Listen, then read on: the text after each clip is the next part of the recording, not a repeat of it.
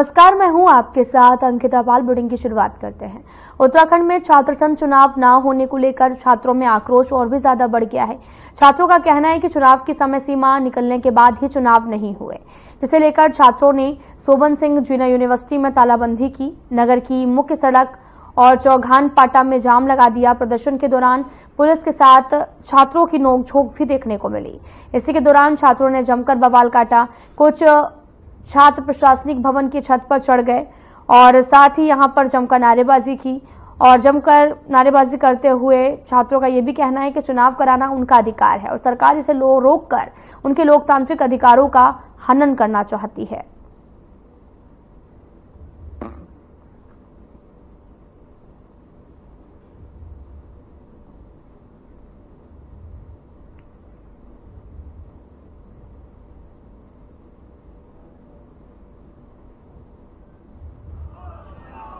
जैसा कि आप सभी लोग जानते हैं, हम 3 दिनों से लगातार धरना प्रदर्शन में बैठ रहे हैं। प्रशासन का कोई भी व्यक्ति हमसे मिलने नहीं आया और नैनीताल हाईकोर्ट द्वारा हमारी मांग को पूरी तरह निरस्त कर दिया गया है। तो छात्र समुदाय एवं समस्त साथ संगठनों द्वारा यह धरना प्रदर्शन किया गया है और जब तक हमारी मांगे पूर्ण नहीं होती तब तक यह धरना प्रदर्शन लगातार चलता रहेगा, चाहे हमें कुछ भी करना पड़े। सरकार को हमारी मांगे सुननी होगी, क्योंकि छात्र संगठन ही है जो छात्रों की आवाजों को उठाता है। अगर छात्र ही नहीं होंगे, अगर छात्र संगठन ही नहीं होंगे तो ये यहाँ गुंडा राज बन के रह जाएगा प्रशासन केवल।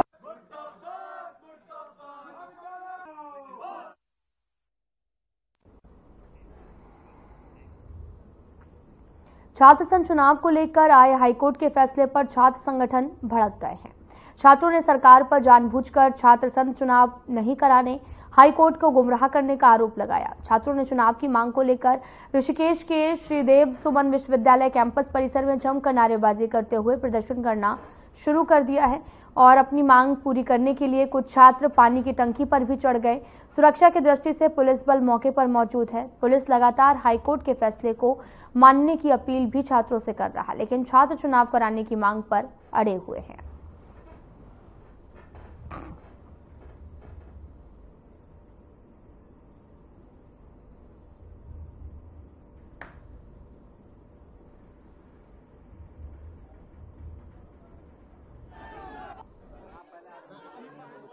कि आपको ज्ञात है कि कल कोर्ट द्वारा निर्णय आया जिसमें कि छात्र संघ चुनाव रद्द दिखाए गए हैं, तो उसमें पूरी गलती तो विश्वविद्यालय प्रशासन की है, क्योंकि छात्र नेताओं की तो उसमें कोई गलती है ही नहीं। वो पूरे साल से अपनी तैयारी कर रहे हैं, उनका खर्चा भी हुआ है। तो हमारा तो ये कहना है कि उस खर्चे का ग्रहण कौन करेगा, कौन उन छात्र नेताओं की मेहनत वापस करेगा, कौन उनका पैसा वापस करेगा।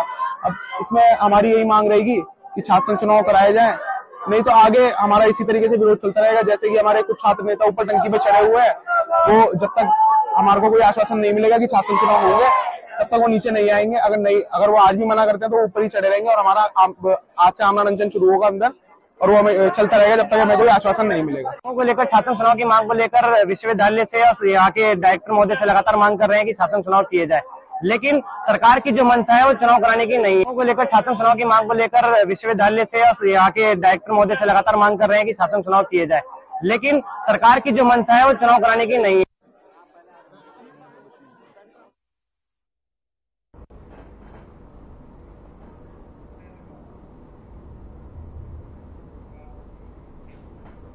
जनपद बागेश्वर के अंतर्गत कपकोट तहसील में तहसीलदार के निर्देशन में राजस्व अमीनों द्वारा बकाया न देने पर राजस्व हवालात तहसील में बंद किया गया। यहां पर तहसीलदार राजेंद्र सिंह बिष्ट ने बताया कि अन्य 3 लोगों के खिलाफ लंबे समय से राजस्व बकाया था और 2 व्यक्तियों द्वारा कुछ राशि जमा की गई, जिसके बाद में राजस्व टीम द्वारा व्यक्ति को उसके निवास से पकड़ा गया है। वहीं तहसीलदार राजेंद्र सिंह बिष्ट द्वारा बताया गया कि अन्य जो व्यक्ति फरार हैं उनके खिलाफ भी कार्रवाई की जाएगी।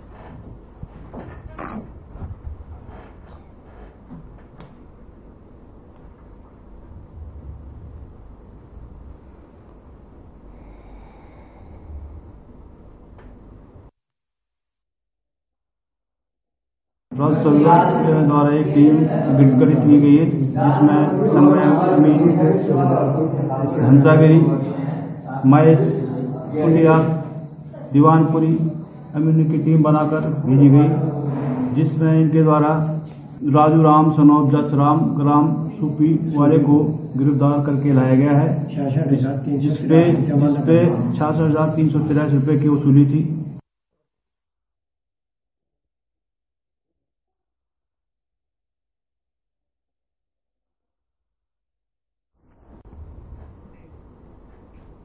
कुमायूं का सबसे बड़ा शहर हल्द्वानी आने वाले दिनों में बिल्कुल नए रूप में दिखाई देगा। जिला प्रशासन के स्तर पर इसकी जमीनी तैयारी भी चल रही है। एक तरफ जहां पर शहर के चौराहे चौड़े हो रहे, वहीं जाम वाली जगह पर भी अतिक्रमण तोड़कर साफ करने की तैयारी है। हल्द्वानी की तस्वीर नरेंद्र मोदी के द्वारा दिए गए 2600 करोड़ रुपए के बजट से बदलने जा रही है। इसी बजट से शहर को एक नई दिशा देने की तैयारी है।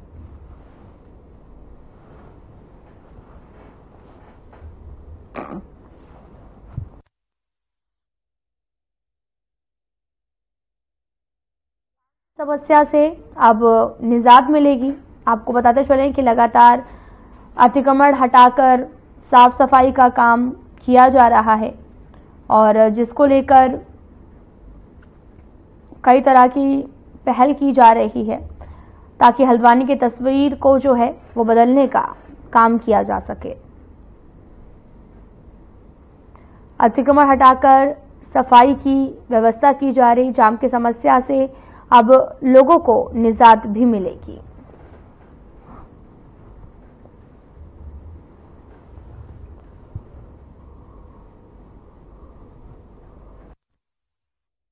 जी, हल्द्वानी शहर के 13 चौराहों का चौड़ीकरण का कार्य हमारा गतिमान है। इसमें इस कवायद में हमने रोडवे स्टेशन से मंगल पड़ाव वाले मार्ग में जो राइट साइड में हमारा स्टेडियम की ओर को है, इसको चौड़ा कर लिया है और इसमें विद्युत पोलों की शिफ्टिंग का भी काम अब पूरा हो चुका है।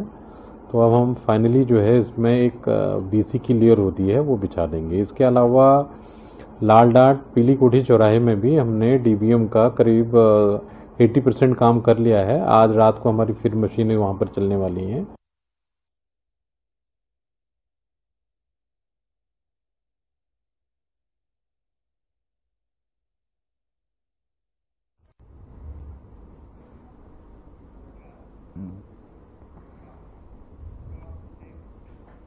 – 2024 लोकसभा चुनाव के दौरान बड़ी संख्या में दूसरे दलों के नेता और कार्यकर्ता बीजेपी में शामिल हुए हैं, लेकिन अब बढ़ा हुआ कुनबा कहीं ना कहीं बीजेपी के गले की फांस बनता नजर आ रहा।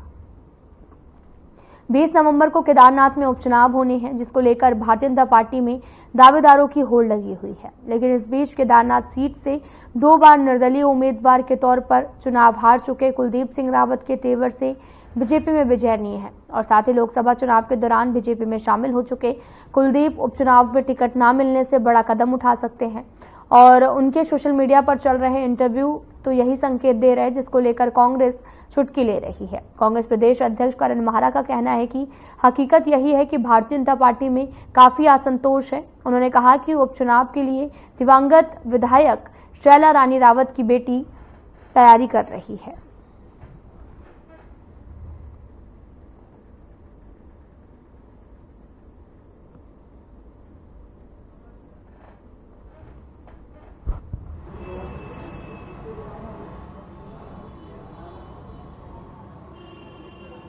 देखिए, मैं क्योंकि वो बीजेपी के परिवार के सदस्य हैं, मैं उन पर टिप्पणी नहीं करूँगा, लेकिन हकीकत यही है कि भारतीय जनता पार्टी में काफ़ी असंतोष है। शैला रानी रावत जी की बिटिया भी तैयारी कर रही हैं, कुलदीप रावत क्योंकि पिछले बार वोट लेके आए थे ठीक ठाक, तो वो भी तैयारी कर रहे हैं और अन्य लोग भी वहाँ हैं। आशा नौटियाल जी हैं जो उनकी महिला मोर्चे की प्रदेश अध्यक्ष हैं, वो भी हैं और अन्य भी दावेदार हैं। तो वहाँ नाराज़गी भी है, लोगों को झूठ बोलकर पार्टी में सम्मिलित किया गया, सपने दिखाए गए कि आप हमारी पार्टी में आ जाए, आगे आपको मौका मिलेगा।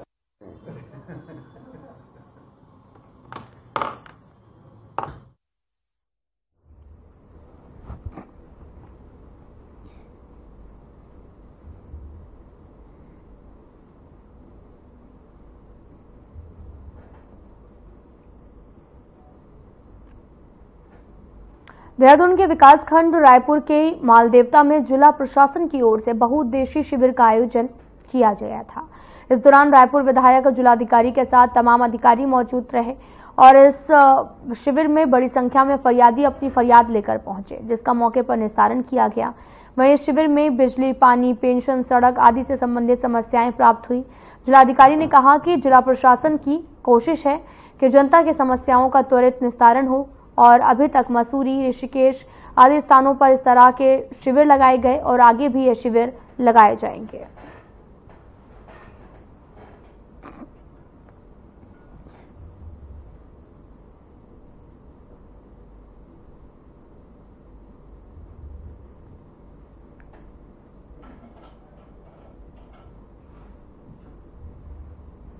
मसूरी में हो चुका है, ऋषिकेश में किया गया है, भाऊबला में किया गया है। जन सुनवाई, जनता दर्शन, फील्ड इंस्पेक्शंस और बहुउद्देशीय शिविर, ये जो हमारा एक स्पेक्ट्रम है पब्लिक से कनेक्ट होने का, ये चलता रहेगा, जारी रहेगा।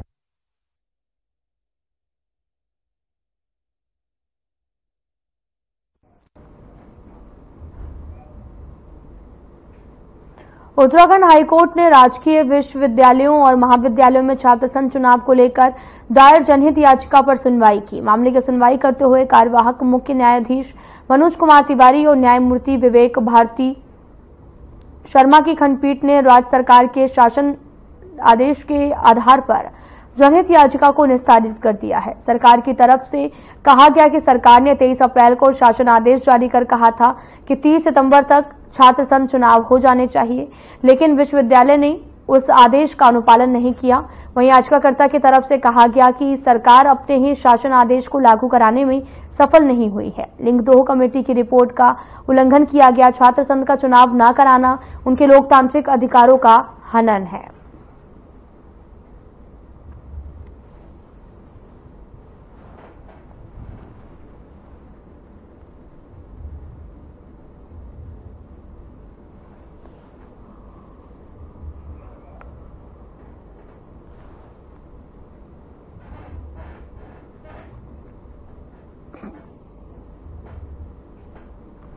सर्दियों की शुरुआत में मौसम बदलने सरकारी गैर सरकारी चिकित्सालय में वायरल मरीजों की बढ़ती संख्या जा रही है। वहीं सामुदायिक स्वास्थ्य केंद्र में चिकित्सक अधीक्षक डॉक्टर धीरेन्द्र मोहन गहलोत ने मीडिया के जरिए जनता को संदेश में कहा कि इस बदलते मौसम में दिन में गर्मी, रात को सर्दी में बचाव करें, गर्म कपड़ों का प्रयोग करें, खांसी जुकाम बुखार होने पर तुरंत डॉक्टर से परामर्श लें, समय से दवाई का सेवन करें और बीमारी से बचें।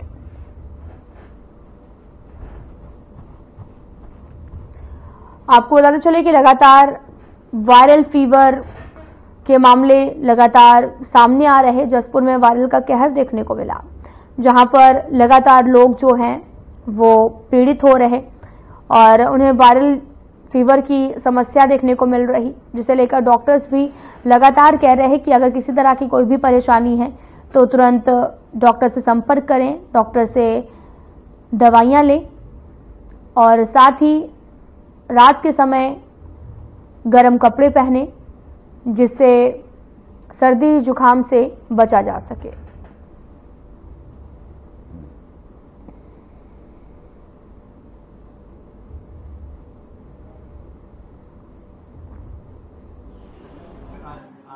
बदल रहा है तो इसमें एक एलर्जी और अस्थमा के मरीज बढ़ रहे हैं, वायरल फीवर के मरीज बढ़ रहे हैं। तो मैं इस तरह के जो एलर्जी वाले मरीज जिनको अस्थमा हो जाता है उनसे कहूँगा कि ज़्यादा ठंड में बाहर ना निकलें और पूरे कपड़े पहन कर रहें। ऐसे ही वायरल वाले मरीजों के लिए भी सावधानी कहेंगे कि लिक्विड लेते रहें और आकर अस्पताल में दिखाएं। जैसे दीपावली का त्यौहार आ रहा है और ठंड ओस पड़ने शुरू हो जाती है, तो जो पॉल्यूशन के कारण जिनको एलर्जी होती है वो मरीज भी बढ़ जाते हैं, तो उनसे भी हम सावधानी बरतने की गुजारिश करें।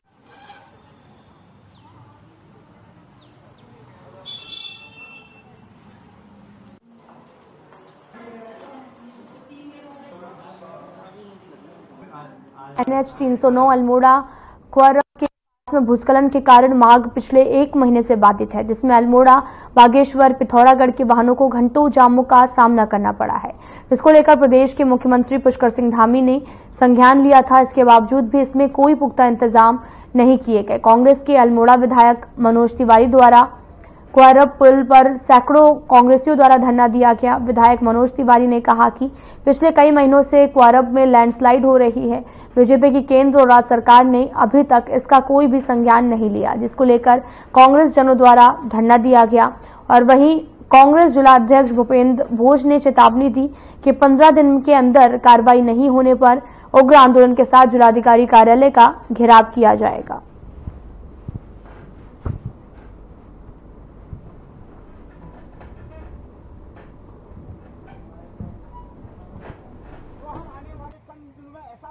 जो हमारा महत्वपूर्ण मार्ग है अल्मोड़ा क्वारब मोटर मार्ग जो है, जो NH का मार्ग है, हमारा राष्ट्रीय मार्ग है, इसमें लगभग 1 माह से जो है लगातार भूस्खलन हो रहा है। इससे पहले जो है बरसात में जो है ये रोड लगातार बंद हो रही थी, लेकिन उसके बावजूद जो है प्रशासन के द्वारा इसकी अनदेखी की गई।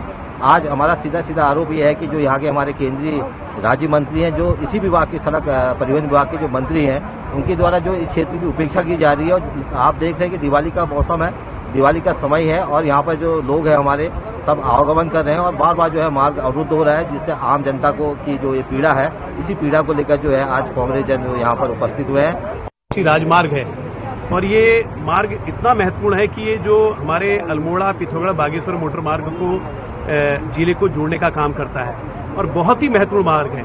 और विगत कई महीनों से लगातार भूस्खलन हो रहा है। मेरा तो पहले सीधा आरोप इस राष्ट्रीय राजमार्ग के अधिकारियों पे है कि उन्होंने इस जो पुल का निर्माण किया उस समय क्यों नहीं यहाँ पर, चाहे वो डीएससी के लोग हों, चाहे जियोलॉजिकल सर्वे ऑफ इंडिया के लोगों से इसका क्यों नहीं सर्वे कराया कि ये भूस्खलन की दृष्टि से बहुत संवेदनशील है।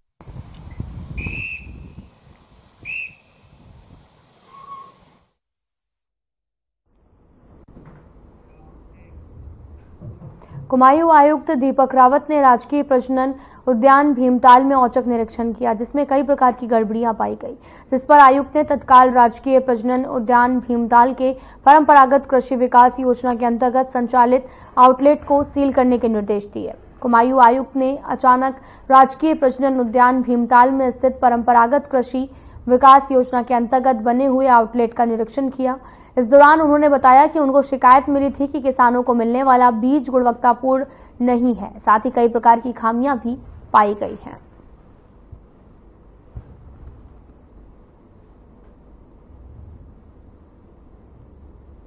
आपको बताते चलें कि लगातार निरीक्षण के दौरान कई तरह की खामियां जो हैं वो पाई गई हैं। प्रजनन उद्यान भीमताल का निरीक्षण करने पहुंचे और निरीक्षण के दौरान तमाम तरह की कमियां जो हैं वो पाई गई हैं। कुमायूं आयुक्त ने औचक निरीक्षण किया है।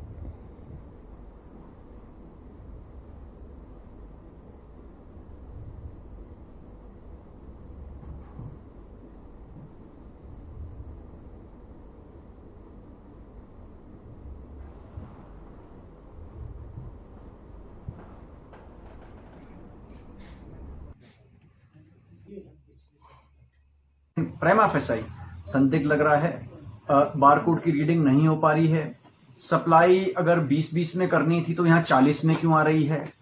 और थर्ड बात जो है, जो इसमें सप्लायर, जो एक पर्टिकुलर सप्लायर जिससे काम तो भेषज संघ को मिला था, भेषज ने फिर इसको आगे पास ऑन किया किसी और डीलर को।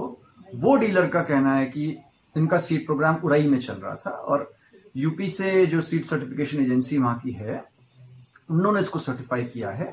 तो उनसे भी डिटेल्स मांगे जा रहे हैं कि इनका प्रोग्राम कहाँ पे चल रहा था, किन्होंने उगाया, ताकि किसी भी दशा में जो किसानों को जो मिलना चाहिए बीज वो सही हो। माननीय मुख्यमंत्री जी इसमें उनके बहुत कड़े निर्देश हैं।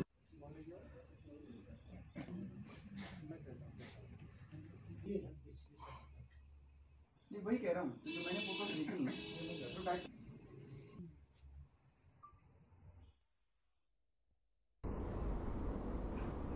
दिवाली के मौके पर बाजारों में पटाखों की अस्थायी दुकान लगेगी या नहीं, इस पर संशय बनी हुई है। दरअसल एसडीएम स्मृता परमार और सीओ संदीप नेगी ने कोतवाली में व्यापारियों के साथ में बैठक की। बाजारों में पटाखे की अस्थायी दुकान लगाने को लेकर चर्चा की गई। व्यापारियों ने हर साल की तरह इस साल भी बाजार में पटाखों के अस्थायी दुकान लगाने के लिए परमिशन देने की मांग की, लेकिन एसडीएम सकरी सड़कों पर भीड़भाड़ वाले और आगजनी की घटना होने पर सुरक्षा का हवाला देकर पटाखे की दुकान शहर से बाहर लगाने पर जोर देने लगे हैं, जिस पर व्यापारियों ने ऐतराज जताया। व्यापारी जो है वो अपनी मांग पर अड़े रहते हैं, तो बैठक में बाजार में पटाखे की अस्थायी दुकानें लगाने पर कोई निर्णय नहीं निकल सका। एसडीएम ने बताया कि जल्द ही पुलिस और उच्च अधिकारियों से विचार विमर्श करने के बाद दूसरी बैठक में निर्णय लिया जाएगा।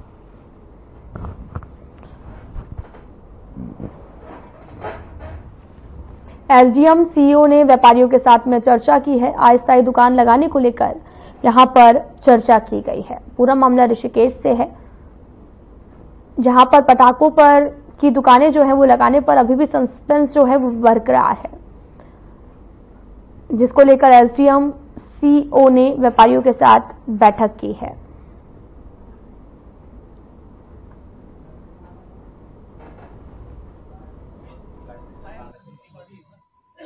प्रशासन ने जो आज बैठक रखी उसका उद्देश्य था कि जैसे हमेशा ये होता सामंजस्य बैठा के व्यापार मंडल की साथ कि पटाखे कहाँ लगें, तो प्रशासन का हमेशा कहना है खुले बाजार में लगाया जाए, परंतु हमने बताया कि क्योंकि ऋषिकेश ठंडी जगह है और इस बार ठंड भी ज़्यादा और जल्दी आ गई, खुले में लगाना से पटाखे खराब हो जाएंगे और व्यापारी वर्ग छितर बितर हो जाता है। तो हमेशा से ऋषिकेश का व्यापारी सतर्क रहा है, सजग रहा है।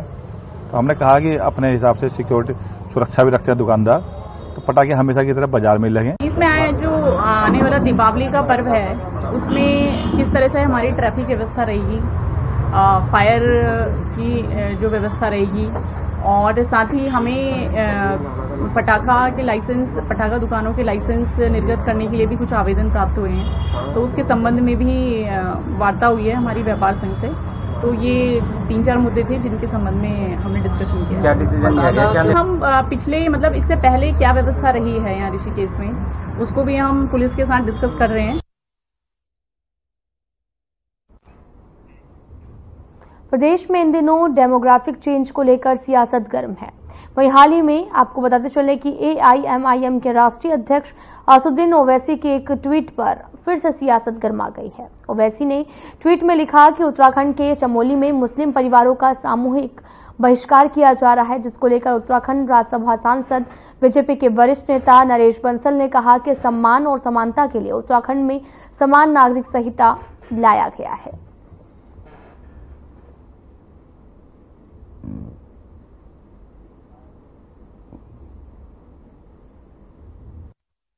सम्मान और समानता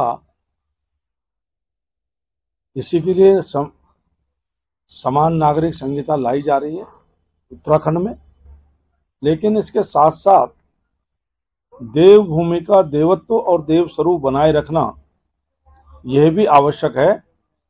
इसके स्वरूप को कोई बदलने का प्रयास करेगा, इसके स्वरूप से कोई खिलवाड़ करेगा, इसकी पवित्रता को नष्ट करने का प्रयास करेगा, तो उत्तराखंड की सरकार बर्दाश्त नहीं करेगी उसके खिलाफ। फिलहाल इस में इतना ही। नमस्कार।